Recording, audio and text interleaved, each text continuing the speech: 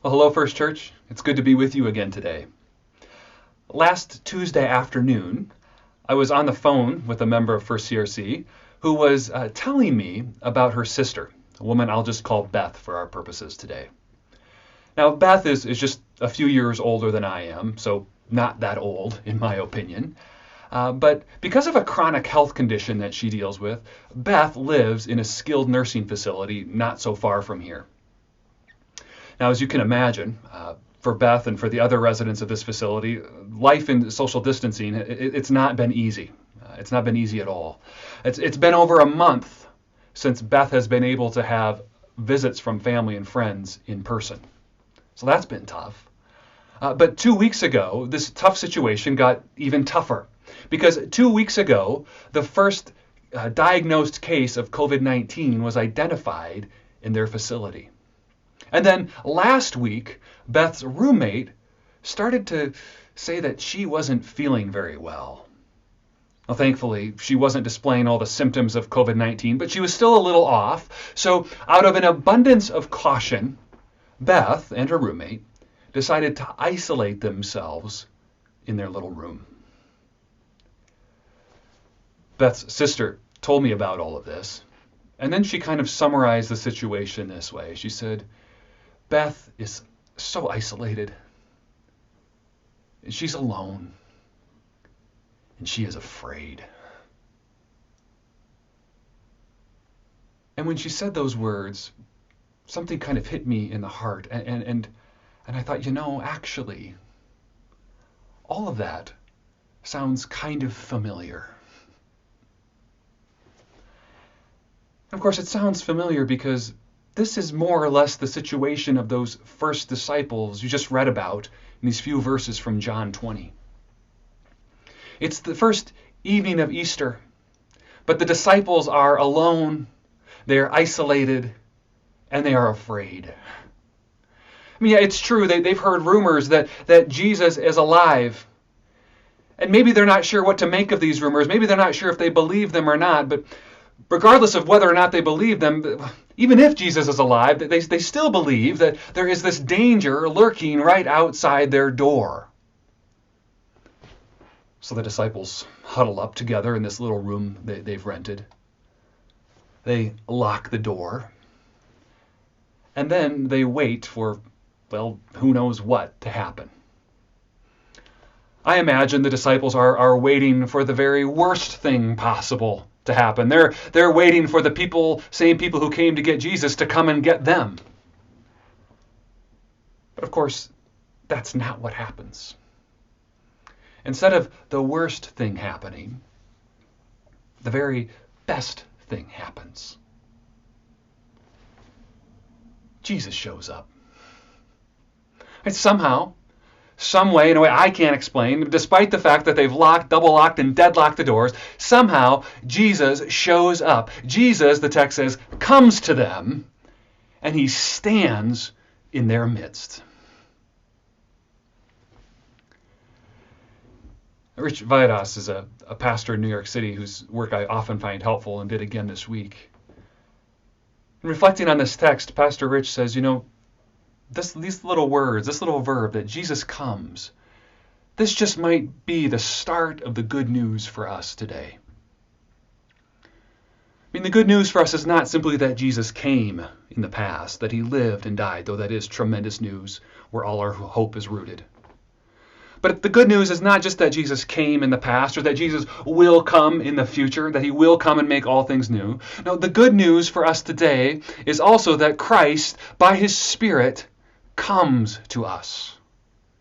And he comes, he seeks us out, he finds us wherever we are, because, as Scripture says, there is nothing in all of creation that can separate us from him or from his love for us.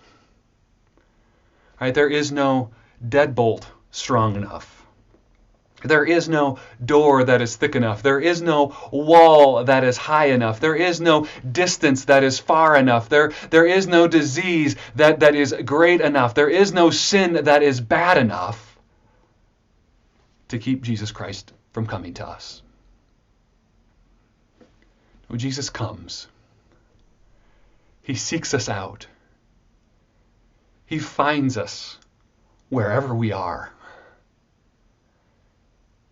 And I believe that if you listen closely, you just might hear him say those same words to you that he said to his disciples so long ago. And I once heard a pastor who asked a group of children about these words. It was Easter morning, so he had invited this flock of children up onto the front steps of the sanctuary for a children's message. And as he began, he said, "Now, tell me, boys and girls, tell me, what do you suppose was the first thing that Jesus said to his disciples after he was raised from the dead?" He asked the question, and then one little guy sitting in the front row, always, especially charismatic. There's one in every group, it seems. But one little guy immediately leapt to his feet. He threw his arms out wide, and he said, "Ta-da!" I suppose that's not a bad guess, but of course that's not what Jesus said to his first disciples. No, the first thing that Jesus said was peace.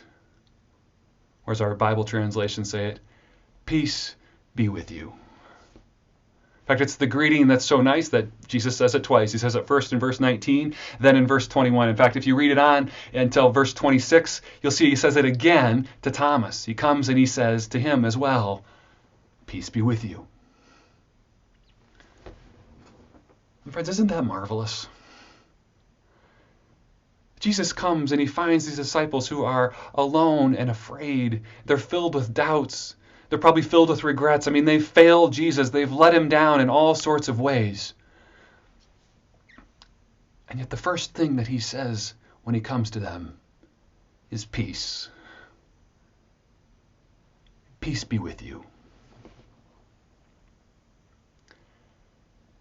And like I said, I like to believe and I like to imagine that Jesus says those same words to us too. I love to picture Jesus coming to us wherever we are and speaking peace into our lives. Saying those words, calling peace into being in the same way he called creation into being, the very beginning with a simple word of his mouth. I imagine him coming to Beth in the nursing home, alone and afraid, and saying, "Beth, peace be with you." And I imagine him coming to Mike and to Doug in their hospital rooms this week, and to their family members who they've been separated from, family members who feel so far away even though they're just across town. They're just longing for some news. They're wondering what's going on. I imagine Jesus coming to all these people saying, "Peace be with you." I imagine him coming to our medical professionals, our first responders, as they get in their cars and they head off to work to do jobs that they have to do, that they need to do, maybe that they want to do, but perhaps that they're also afraid to do. Saying, "Peace be with you." I imagine him coming to people in our congregation who have lost jobs, maybe those who are sitting up late at the kitchen table thumbing through the bills, wondering how they're going to make ends meet this week or this month or this year.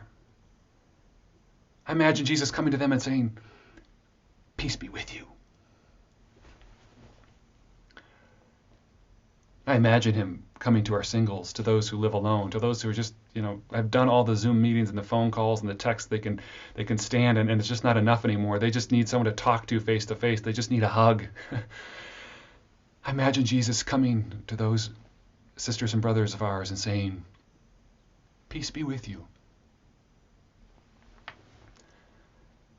And I imagine him coming also to our young parents who feel stretched thin and who feel like they're never going to get it all done. They're never going to get their kids to PE and art and get their responsibilities for work taken care of and get a meal on the table, and they're just never going to get it done. Imagine coming to those parents stretched thin, and also to their family members, to their kids who have had it up to here with their brothers and sisters and maybe with their parents too, who just want to get back to life as normal. I imagine Jesus coming to them and to all of us and saying, "Peace. Peace be with you.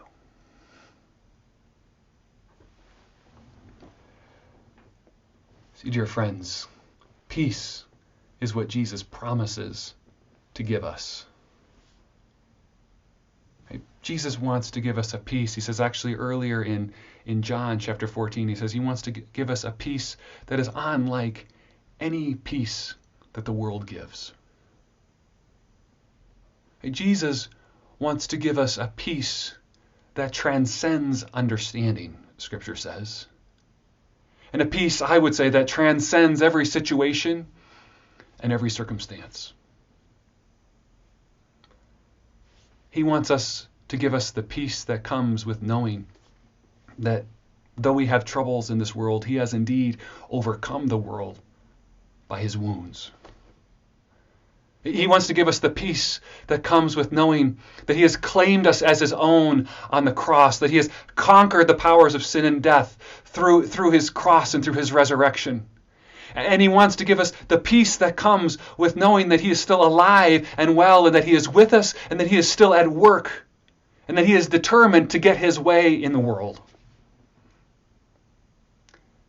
In other words, friends, he wants to give us a peace that can only come through knowing him. A peace that can only come through him. And I want to make sure you get that this morning, because, at times like this, times of difficulty and struggle, it's easy for us to think that, if only things were a little bit different, well, then we would have peace. If only things would get back to normal. If only they would invent a vaccine for this virus or a cure for it. If only they would flip the economy back on. If we could all go back to work, or if we could all go back to school. Well, if things would just be different, we think, then we could have peace. But friends, the fact of the matter is that's not really true. It's not that simple. Or maybe it's even more simple. I mean, it would be wonderful if all of those things happened, don't get me wrong, but the fact of the matter is that true and lasting peace, that's not found in a change of situation or a change of circumstances.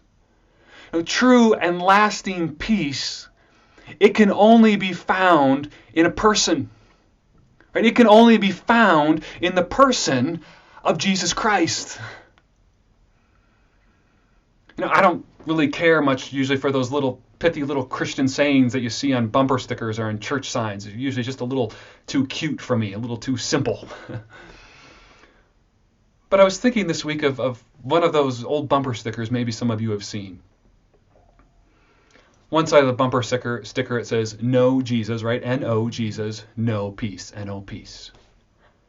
But on the other side it says, "No Jesus," K-N-O-W, Jesus, no, K-N-O-W, peace. I'm not going to buy the bumper sticker. But friends, it's right. It's true. And if you want to know true and lasting peace, if you want a peace that transcends every situation and every circumstance, a peace that will last and that you can hang on to and will be with you through good times and through bad, then you also need to know Jesus.